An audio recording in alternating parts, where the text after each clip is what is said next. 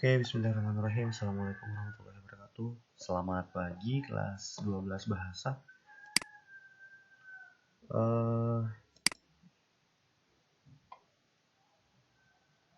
Pagi hari ini bersama Pak Guru, kita akan belajar bahasa dan sastra Indonesia untuk kelas 12 bahasa. Jadi kita bertemu lagi setelah 1 tahun tidak ketemu di kelas 11. Sekarang Pak Guru kembali mengajar bahasa dan sastra Indonesia untuk kelas 12 bahasa.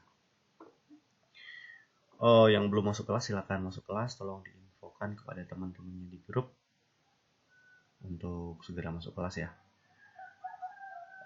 Semangat. Jangan protes terus kalau memang tidak ada kuota, ikut di teman-temannya.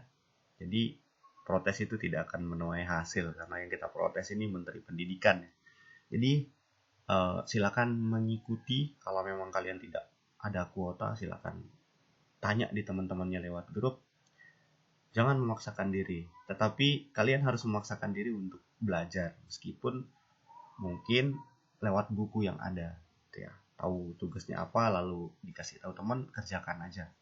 Itu cara yang terbaik ya. Jadi jangan terbelenggu oleh pikiran untuk mengejar nilai, tapi yang harus kalian kejar itu adalah isi kepala kalian itu apa. Kalian harus cerdas, itu aja ya, bahwa sekolah itu adalah untuk membuat kalian menjadi lebih cerdas, bukan hanya untuk nilai. Bukan berarti tidak mengerjakan tugas, gitu ya. Maksud Pak Guru, jangan terlalu memprotes belajar daring ini, karena ini adalah kebijakan, jadi kita tidak bisa berbuat banyak. Tapi membuat diri kalian berubah dan menjadi lebih cerdas itu hukumnya wajib buat kalian. Oke, kita mulai untuk pelajaran bahasa sastra Indonesia kelas 12. Pada pertemuan pertama ini Pak Guru mungkin hanya akan menyampaikan batasan materi. Tidak ada tugas numpuk. Ya, hanya batasan materi. Kita mulai batasan materi bahasa Indonesia, bahasa dan sastra Indonesia kelas 12 IBB semester 1, mohon maaf judulnya salah. Bahasa dan sastra Indonesia untuk kelas 12 bahasa. Pak Guru yang mengajar. Yang pertama, di bab 1, nanti bisa kita mulai dari bab mana saja ya. Cuman ini yang ada di kurikulum. Di bab pertama, ada retorika dan teknik berbicara di depan umum. Bagaimana kita berbicara di depan umum yang baik. Di KD 3.1, ada merumuskan berbagai pendapat dalam kegiatan seminar dan atau diskusi panel tentang ilmu pengetahuan, teknologi, seni, budaya, dan humaniora. Ya, ada kegiatan seminar dan diskusi.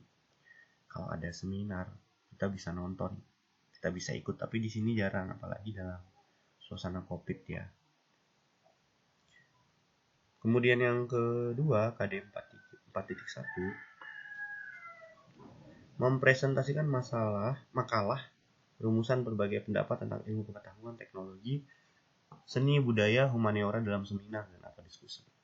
Ya, jadi kalian akan menulis makalah berarti. Lalu kalian akan presentasikan. Tapi untuk presentasi dalam kondisi seperti ini akan sulit. Tapi nanti kita akan pikirkan bagaimana formulanya. Di KD 3.2 ada mengidentifikasi informasi dalam laporan pelaksanaan kegiatan sekolah atau lingkungan tempat tinggal. Nah, ini mungkin bisa kita laksanakan mencari informasi dalam laporan pelaksanaan kegiatan. Kalau kalian terlibat dalam kegiatan gampang, atau ada kegiatan masyarakat desa di kampung kalian yang bisa kalian amati, kalian tulis, lalu kalian cari informasi apa di situ. Akan nyambung dengan KD 4.2, menyusun laporan pelaksanaan kegiatan sekolah dan atau lingkungan tempat tinggal. Berarti kalian harus menyusun laporan kegiatan. Buat kegiatan dulu baru susun laporan, gitu semestinya. Di bab 2 ada memahami konvensi penulisan karya ilmiah. Nah, harusnya ini dulu tadi. Sebelum membuat laporan, tentu kita harus tahu bagaimana menulis karya ilmiah. Tapi di kurikulumnya seperti itu. Nanti kita akan putar. Kita mulai dari bab 2 dulu ya. KD 3.3 ada menganalisis kohesi dan koherensi dalam artikel ilmiah. kohesi dan koherensi, kepaduan ya. Nanti mungkin kita akan belajar membuat artikel dan makalah dan laporan tadi. Satu-satu. DKD 4.3 menyusun artikel ilmiah dengan memperhatikan kohesi dan koherensi. Ini artikel dulu ya, baru masuk ke dalam laporan, baru masuk makalah, baru bisa diseminarkan. Artikel itu contoh sederhananya, kalau pernah baca surat kabar, di situ ada kolom opini, itu salah satunya. Bab ketiga ada konversi novel. KD 3.4-nya mengulas isi dan unsur kebahasaan sebuah novel. Jadi kelas bahasa, kelas sastra itu wajib hukumnya membaca sastra, baca novel, cerpen, puisi. Dan dalam materi ini kalian harus memegang sebuah novel. Jadi mulai sekarang banyak novel, beli novel, cari novel, pinjam novel, baca novel. Kalau belum punya novel, mikir-mikir lagi nih berada di kelas sastra. Apalagi sampai hari ini belum pernah baca novel. Ya. DKD 4.4 menyajikan ulasan isi dan unsur kebahasaan sebuah novel dalam kegiatan bedah buku secara lisan dan tertulis. Di sini kalian harus mengulas sebuah novel dari isi maupun unsur kebahasaan. Kalau pernah melihat orang dalam acara bedah buku, ini acaranya bedah novel. Kalian mengulas novel menjadi pembicara, lalu dikritik oleh teman-teman yang lain atau diberikan saran.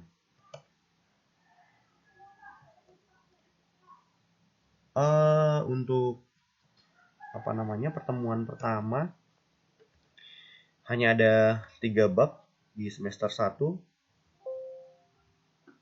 dan 3 bab ini akan kita pelajari selama 6 bulan pertemuan pertama ya. Jadi yang harus kalian persiapkan sebelum kita mulai belajar adalah 1 novel. Kemudian perbanyaklah membaca karya ilmiah. Ya, perbanyaklah membaca karya ilmiah dan karya sastra. Karena anak bahasa kalau tidak bisa menulis karya ilmiah itu lucu. Apalagi tidak punya novel.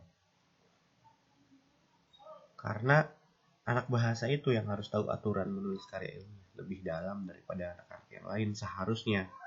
Karena kita belajar tentang tata bahasa. Oke, baik, untuk pertemuan pertama mungkin itu saja. Pak Guru hanya memberikan batasan materi. Sebelum Pak Guru akhiri, sekali lagi Pak Guru ingatkan untuk kalian supaya memperbanyak bacaan dan memperbanyak pengetahuan. Dan mengurangi protes kalian terhadap belajar dari rumah. Ya, belajar dari rumah itu bukan cuma menjawab soal tugas. Kalau memang akhirnya kalian tidak bisa menjawab di Google Classroom, minimal kalian tahu soalnya apa, lalu kalian tulis di buku. Bagaimana mengumpulkannya, Pak? Bawa aja ke sekolah, cari gurunya. Kalau tidak bisa, cari gurunya, hubungi di mana bisa dikumpulkan. Insya Allah guru-gurumu paham. Ya, daripada kalian harus membalas dengan chat pribadi di guru tentang protes-protes belajar dari rumah. Itu bukan keinginan Bapak Ibu guru, bukan keinginan Pak Kepala Sekolah, tapi itu adalah aturan yang berlaku secara nasional dan diperkuat oleh aturan dari provinsi. Oke, itu saja untuk pertemuan hari ini. Terakhir ada sebuah kata bijak dari Buya Hamka. Beliau adalah sastrawan senior Indonesia yang pernah menulis roman yang berjudul Tenggelamnya Kapal Thunderwave. Sebentar ya. Beliau pernah mengatakan, ini dia.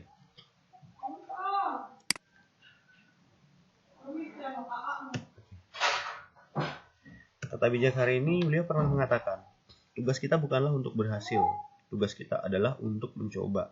Karena dalam mencoba itulah kita menemukan kesempatan berhasil. Jadi, adik-adik semua. Iya, lagi ngajar bentar ya. Sorry, ada si kecil datang. Jadi tugas kita itu bukan untuk berhasil, tapi untuk mencoba. Coba saja dulu, setelah itu kalian akan berhasil. Jadi itu saja ya untuk hari ini. Terima kasih. Mohon maaf apabila ada kesalahan. Assalamualaikum.